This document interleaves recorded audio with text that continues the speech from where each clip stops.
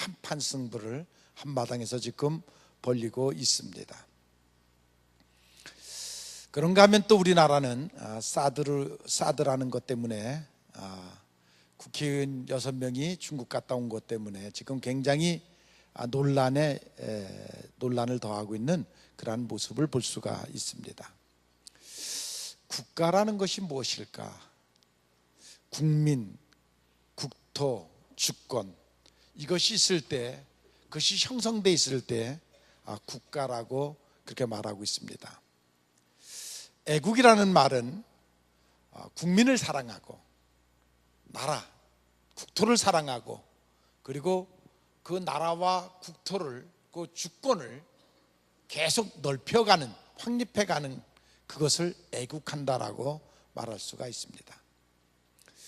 이스라엘이라는 나라는 2000년 동안 국토가 없었습니다. 유랑민으로 전 세계를 떠돌아다녔습니다. 그럼에도 불구하고 그들은 전 세계 어디를 가든지 예루살렘을 향하여 하루에 3번씩 나라를 회복해달라고 그들은 기도를 했습니다. 2000년 만에 그 나라는 다시 지워졌고 지금 조그만 땅 이스라엘이라는 나라를 재건해 갖고 있습니다. 세계에 많은 나라들이 있는데 선진국과 후진국이 있습니다. 선진국은 그 나라 국민의 정신이 바로 세워졌을 때 그 나라를 선진국이라고 말합니다. 국토는 국민의 삶의 터전입니다. 나라가 없는 서러움은 집 없이 쫓겨다니는 서러움보다도 더 큰 것이 나라 없는 서러움입니다. 그것은 집 없는 서러움과 비교할 수 없는 그러한 서러움이 바로 그 나라 없는 서러움입니다. 우리는 요즘 난민들의 지금 쫓겨다니는 모습, 아니 각 나라에서 들어오지 못하도록 철조망을 치고 그들이 유리방황하는 그러한 모습들을 보고 난민촌을 져놓고 그것에 갇혀서 사는 그러한 모습을 우리가 늘 봅니다. 만주 평원은 사실 우리나라 땅이었습니다. 그런데 우리는 지금 남북이 갈라지고 대치한 상태에서 우리나라는 땅이라는 말도 지금 못하고 찾을 염려도 하지 그런 생각도 하지 못하고 지금 살아가고 있습니다. 이 시간도 많은 젊은이들이 나라를 지키기 위해서 이 더위 속에서도 땀을 흘리며 철조망을 지금 쳐놓고 지키고 있습니다.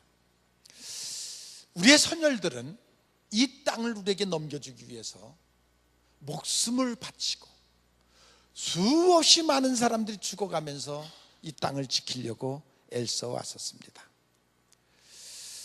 지금 우리는 남북이 갈라져서 대치된 상태에서 늘 전쟁의 위협을 느끼면서 하루하루를 살아가고 있습니다. 오늘은 광복 71주년이 되는, 해방 71주년이 되는 그러한 주일입니다.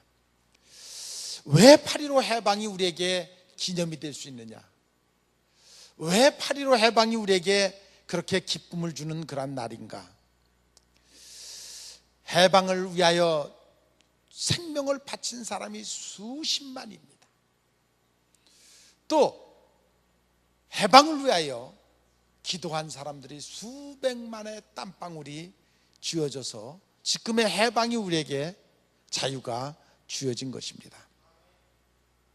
우리가 해방 전에 일본에게 주권을 빼앗기고 살았습니다. 아니, 주권을 빼앗겼다는 말은 노예가 됐다는 말입니다. 일본의 노예로 우리가 살았습니다. 문화, 정치, 경제, 이 모든 것, 거기에 자유를 전혀 우리는 누릴 수가 없었습니다. 그때는 어느 하나도 우리는 주권을 가질 수가 없었습니다. 우리 헌법 1조 2항에 보면 대한민국의 주권은 국민에게 있고 모든 권력은 국민으로부터 나온다고 하지만 우리는 그 권력을 전혀 누릴 수가 없었습니다. 인간 존엄 사상은 하나님이 자기 형상대로 사람을 지었기 때문에 우리는 윤리적 휴머니즘에 의해서 인간의 생명과 가치를 귀중하게 여기는데 그 가치도 그 존엄성도 다 막살된 그런 상태에서 우리가 살았습니다. 얼마를? 36년을 일본의 압제 속에서 그렇게 살았습니다. 인간 존엄성을 위하여, 생명의 존엄성과 삶의 가치를 위하여 자유가 필요하고 평등이 필요하고, 그럼에도 불구하고 우리는 그것을 전혀 누리지 못한 채 우리의 선열들이 36년을 노예와 같이 살았습니다. 공산주의에서, 독재자들에 의해서 이 모든 것들은 파괴됐고, 나라를 잃은 난민들처럼 자유를 누리지 못하고, 지금도 북한에서는, 북녘 우리의 동포들은 지금도 그렇게 살아가고 있습니다. 나라는 소중한 것입니다. 인류 역사를 보면 나라가 망하는 이유가 많이 있지만 가장 큰 원인은 부패하는 것입니다. 부패하면 나라는 망합니다. 우리나라도 당파 싸움으로 인한 부패로 우리나라가 결국 망했습니다. 당파 싸움, 그건 2조 500년을 이어왔었습니다. 또 두 번째로는 유교 사상으로 인한 교만, 즉 유아 독존.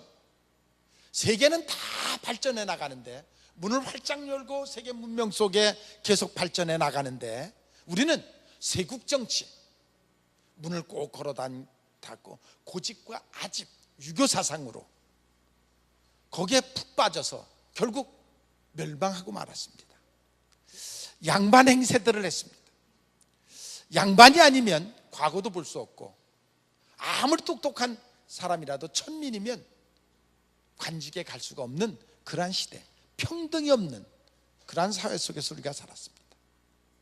그러다 보니까 양반 사상이 결국은 체면 치레를 하는 외식 의식을 갖고 있었습니다. 허례의식, 없으면서도 있는 척하고 양반인 척하느냐고, 그런 관원상제 모든 것들이 다 그렇게 빠지다 보니까 우리의 삶에 진실이 없었습니다. 허실, 외식, 그런 곳에 빠져서 우리의 생활 속에 진실을 잊어먹었습니다. 그리고 복음을 배척했습니다.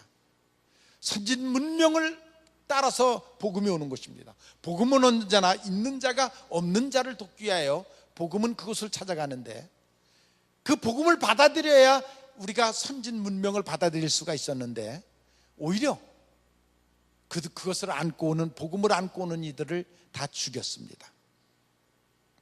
지금 북한이 그렇습니다.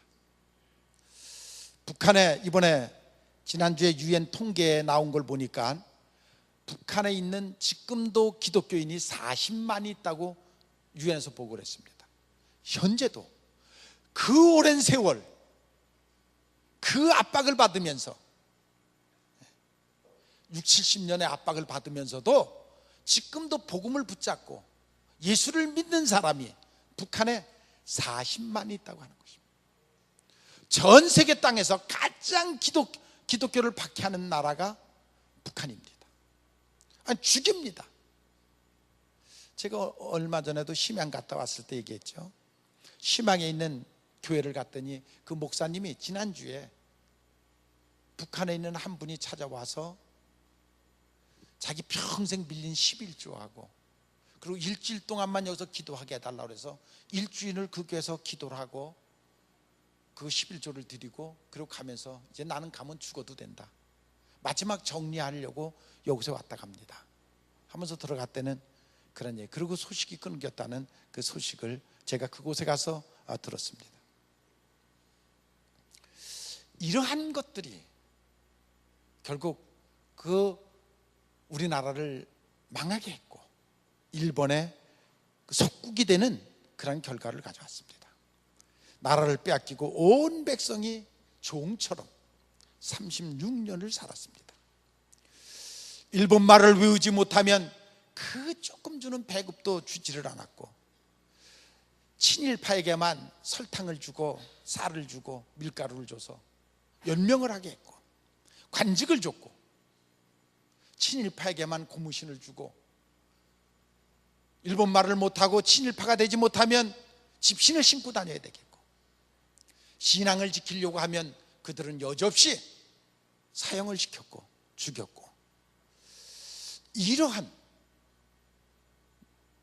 세월 36년을 살았습니다. 조상 대대로 물려받은 족보, 그 족보의 성을 갈았습니다. 창시 계명을 시켰습니다. 강제로 우리말, 우리 글을 쓰지 못하게 했고, 강요를 당했고, 여자들은 치마를 입고 다니면 안 된다, 몸빼를 입어라. 그래서 언제나 일할 수 있는 노동복으로 치마를 못 입게 하는 그러한 일들을 당했습니다. 남자들은 징병으로 징용에 끌려갔고 이국 땅에 가서 개죽음을 당했습니다. 그 숫자가 얼마나 많습니까? 지금도 아시아 곳곳에 가면 징용으로 끌려와서 개죽음 당한 사람들의 그 무덤을 우리가 볼 수가 있습니다. 어린 딸들은 위안부로 끌려갔고 능욕과 수치를 당했고, 아직까지도 한이 맺힌 사람들이, 아니 아직도 살아있는 그 증인들이 우리 곁에 있지 않습니까? 이것이 80년 전 우리 민족의 역사입니다. 나라에 이르면 우리의 영토도 주권도 자유도 생명의 권리도 모든 것을 빼앗기는 것입니다. 거기에는 빈곤과 구박과 서름, 암흑으로 뼈저린 아픔을, 고통을 당할 수밖에 없습니다. 그것이 바로 우리가 경험한 80년 전 우리 민족의 역사인 것입니다. 그런데 너무 쉽게 잊어먹고 있습니다. 그것을 기억하지를 못합니다. 저는 기억합니다. 저는 그 경험은 안 했지만 제가 어렸을 때 우리의 부모님들이 그냥 순사, 일본 경찰이죠, 순사 소리만 나오면 벌벌 떠는 모습을 저는 어렸을 때 그 모습을 보고 경험을 했습니다. 얼마나 무서웠으면 해방이 된 이후에도 순사 소리만 나면 벌벌 떠는 그런 모습을 봤습니다. 아무튼 그러한 민족에게 하나님이 해방을 허락해 주셨습니다. 이것은 충격적인 사건이었습니다. 아니 아무도 감지를 못했습니다. 특별한 사람들만, 해외에 연락이 되는 사람들만 일본이 패망할 것이다라는 것을 어렴풋이 알았고, 우리 백성들은 전혀 꿈도 꾸지 못했던 그런 사건인데 결국 일본이 망하고 말았습니다. 유엔군에 의해서 우리 민족들은 전혀 꿈도 꾸지 못하고 생각도 하고 있지 않을 때에 유엔군에 의해서 일본이 망했고, 그것으로 인해서 우리는 해방이라는 것을 덤으로, 선물로 그것은 받을 수가 있었습니다. 해방 이후에 우리 민족의 역사는 어떻습니까? 그 기쁨이 가시기도 전에 대한민국 만세를 외치고 그 기쁨이 메아리가 살아기도 전에 우리는 또 6.25라는 전쟁을 겪게 됩니다. 그래서 결국 나라는 두 동강이 나고 맙니다. 33년이라는 전쟁 끝에 나라는 남북으로 갈라지고 맙니다. 그리고 북한 땅은 공산당이 차지를 했습니다.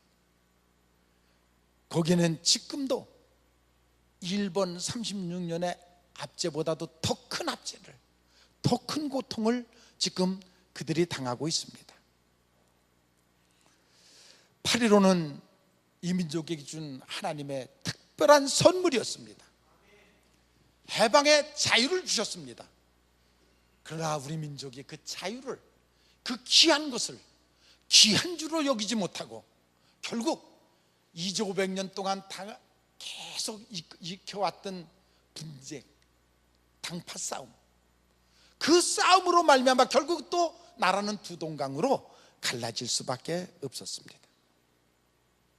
해방을 주셨는데, 그걸 선물로 주셨는데 우리는 그 해방을, 그 자유를 방종하고 말았습니다. 결국 무질서하게 받아들였습니다.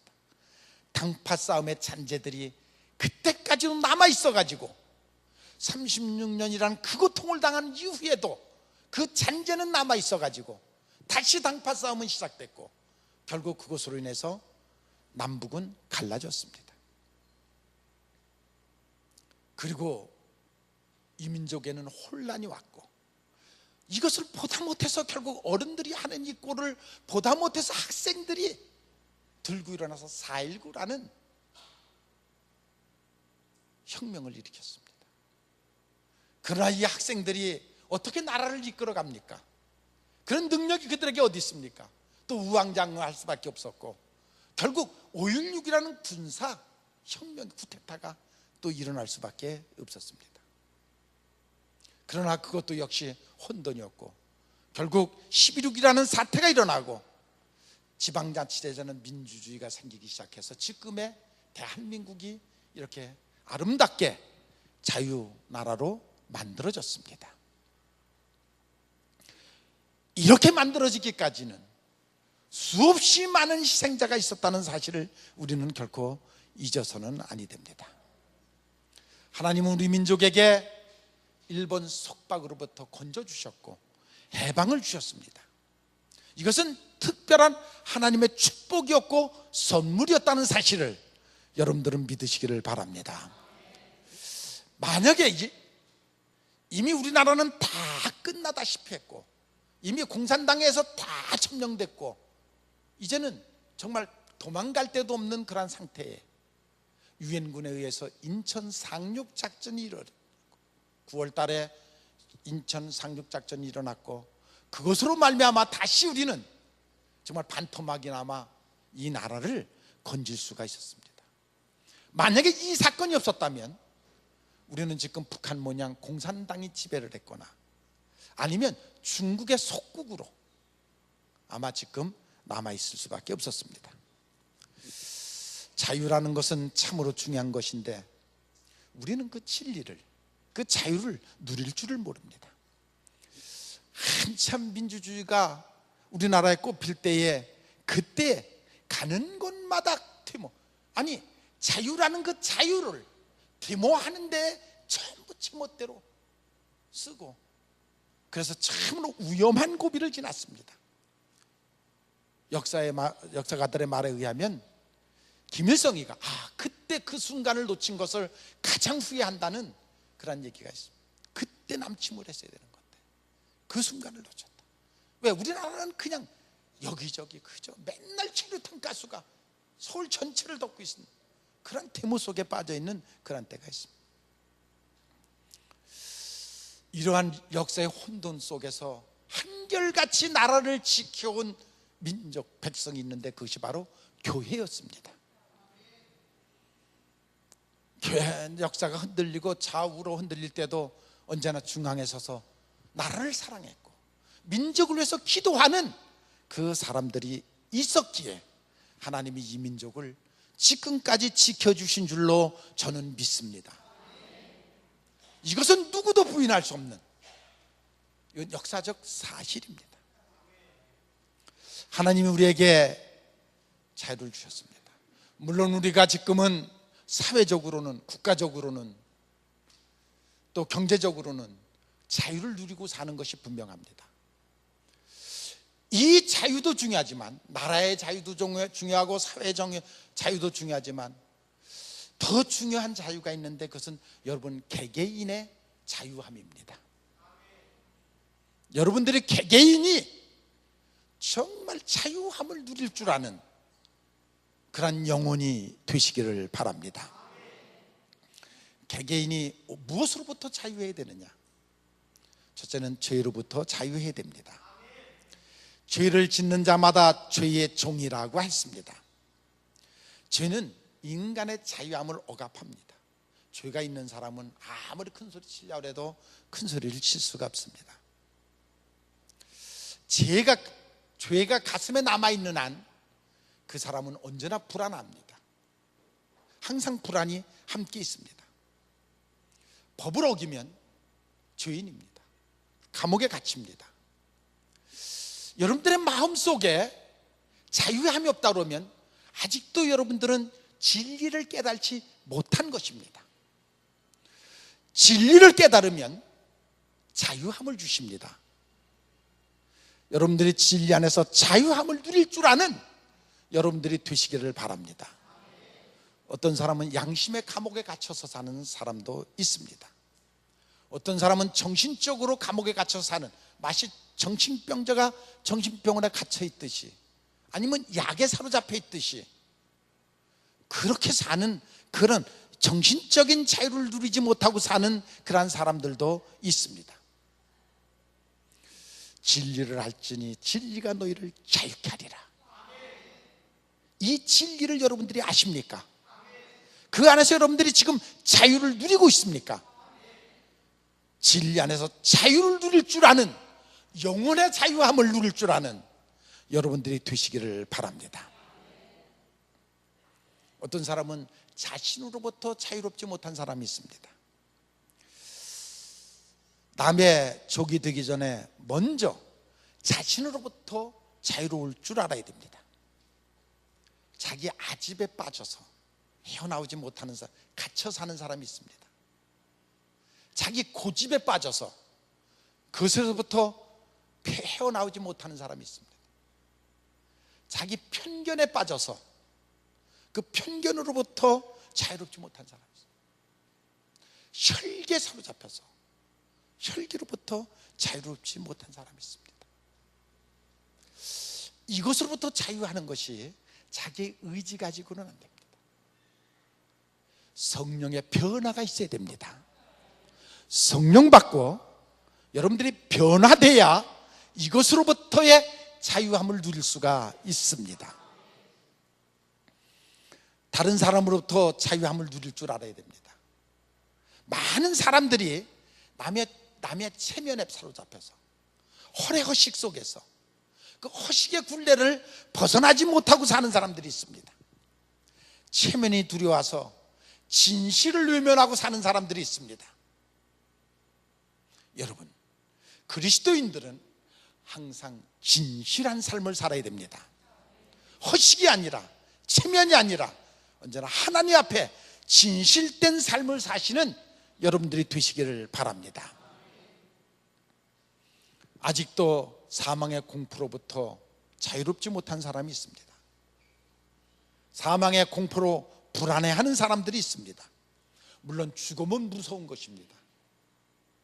죽음이 무섭지 않은 사람이 어디 있겠습니까? 죽음은 모든 것이 끝나는 것입니다. 모든 것으로부터 이별하는 것입니다. 수십 년 정들어 왔던 모든 것으로부터 이별을 하는 것이기에 물론 죽음은 두렵습니다. 그러나 여러분들이 십자가의 비밀을 깨달으면 죽음을 초월할 수 있습니다. 믿습니까? 십자가의 비밀, 그 십자가의 비밀을 깨달으면 죽음을 초월할 수가 있습니다. 예수님은 십자가에서 부활의 첫 열매가 되셨습니다. 그것을 여러분들이 믿으시기를 바랍니다. 우리는 죽음으로 끝나는 것이 아니라 죽음으로부터 새 세상이 시작되는 것을 여러분들이 믿으시기를 바랍니다. 그래서 예수 믿는 것입니다. 만약에 그것이 없다 그러면 왜 예수를 믿습니까? 예수를 믿을 필요가 뭐가 있습니까? 우리에게는 죽음 이후의 세상이 약속되어 있다고 성경은 우리에게 분명하게 얘기를 해줬고, 아니 성령을 받으면 그 진리를 깨닫게 되고 그 세상을 보게 되기 때문에 우리가 예수를 믿는 것입니다. 그 영안이 여러분들에게 열리시기를 바랍니다. 성령이 오기 전에는 우리는 죽음을 두려워했습니다. 아니, 불안과 공포가 언제나 우리들 심령 속에 어두운 그림자처럼 우리를 사로잡았습니다. 그러나 성령님이 오시니까 내 심령 속에 불을 밝히듯이 불안과 공포는 사라지고 생각하면 생각할수록 기쁨이 오고 행복이 오고 은혜가 오고, 이것이 그리스도인의 삶입니다. 여러분의 심령 속에 이 샘에 터지는 역사가 있기를 바랍니다. 우리는 지금 민주주의 대한민국에 살고 있습니다. 자유국가에 살고 있습니다. 우리는 진리를 통해서 자유함을 누리고 있습니다. 그러나 우리가 누리는 이 자유함은 거저된 것은 결코 아닙니다. 수없이 많은 희생자들이 있었고, 우리는 또 그 희생자들에 의해서 자유를 누리고 있기에 우리도 이 자유를 위하여 희생할 줄 아는 여러분들이 되시기를 바랍니다. 그래서 우리 후손들에게, 우리 자식들에게 이 자유로운 세상을 우리는 넘겨줘야만 됩니다. 그것이 그리스도인의 삶인 것입니다. 이 민족이 8.15 해방이 있기까지 많은 사람이 희생을 당했고, 삼천리 강토 구석구석에 핏방울 안 떨어진 곳이 어디에 있겠습니까? 예수님 말씀대로 한 알의 밀이 희생해야만 열매를 맺는 것처럼, 죽어야만 싹이 나고, 그리고 그것이 자라서 열매를 맺는 것처럼, 바로 많은 사람의 희생을 통해서 이 민족이 이렇게 자유함을 지금 누리고 있습니다. 며칠 전에 제가 덕혜공주라는 영화를 봤습니다. 오래간만에 영화를 봤습니다. 왜?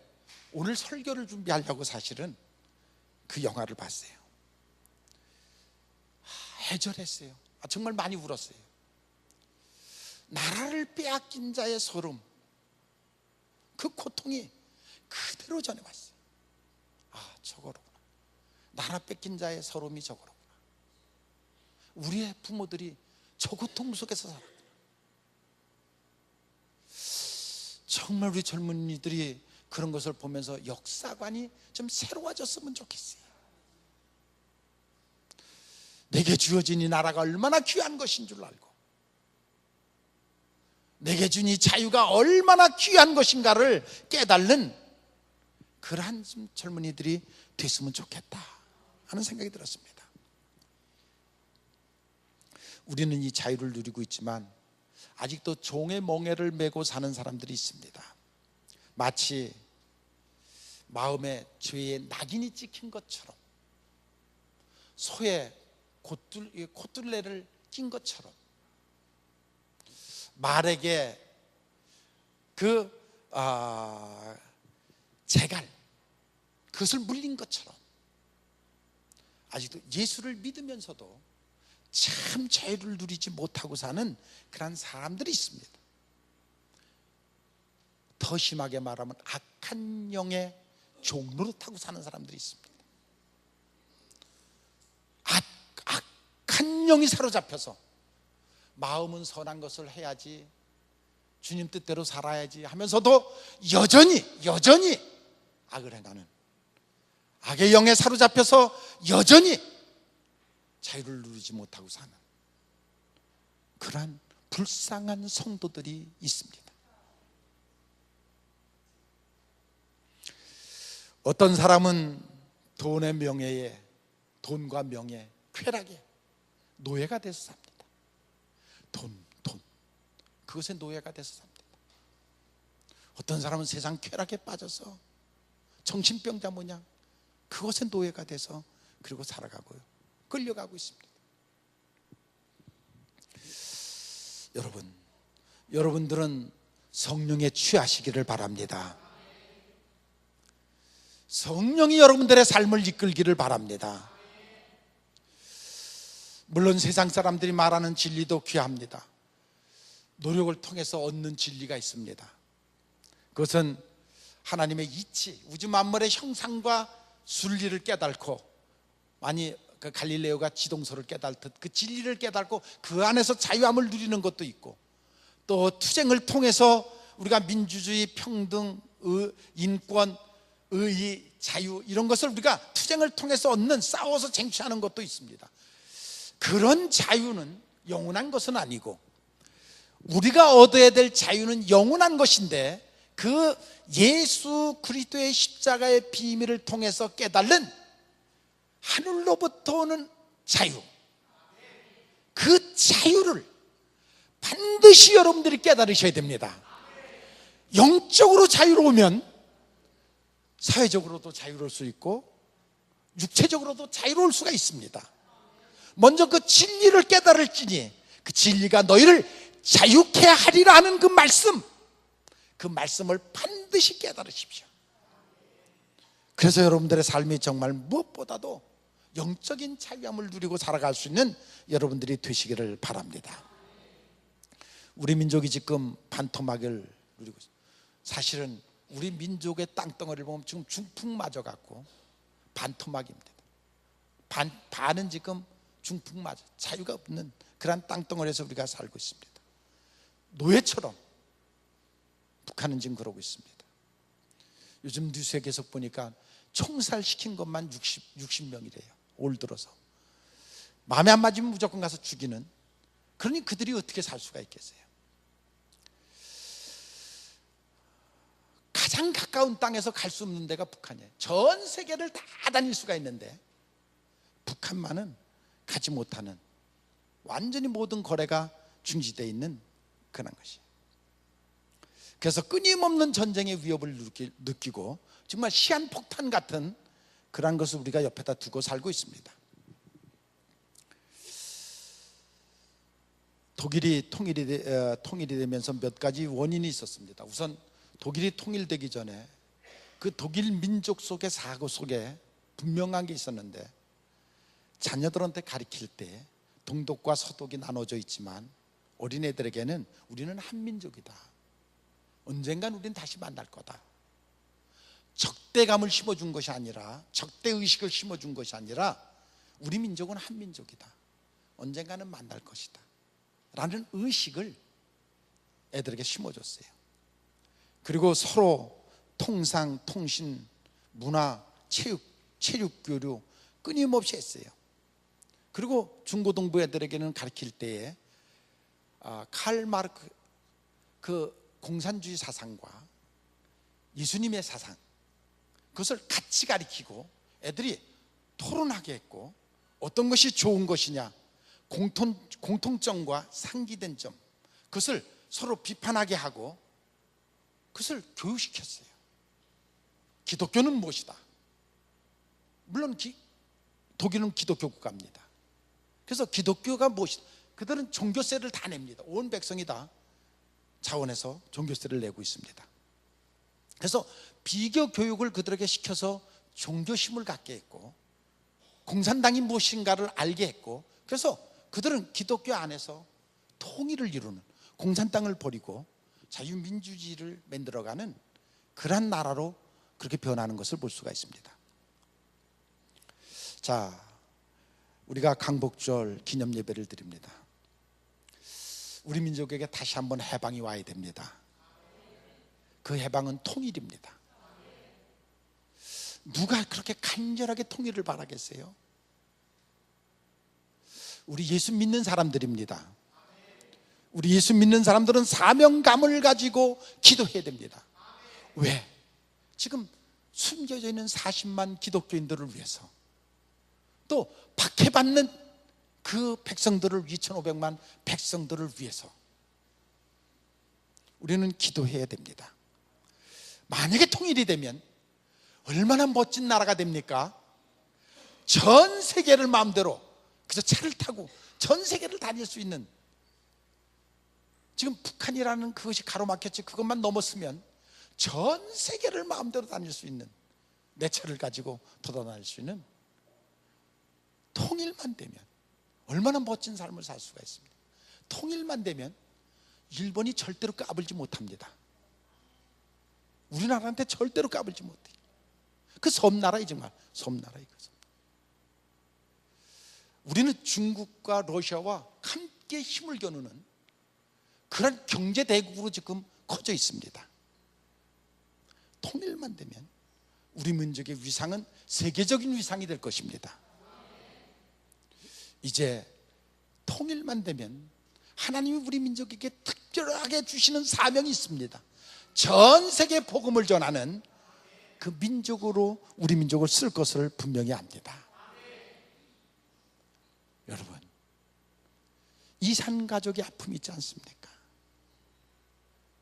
그 고향 가고 싶은데, 죽기 전에 한번 가봐야 되는데, 형제들 가서 죽기 전에 한번 만나야 되는데,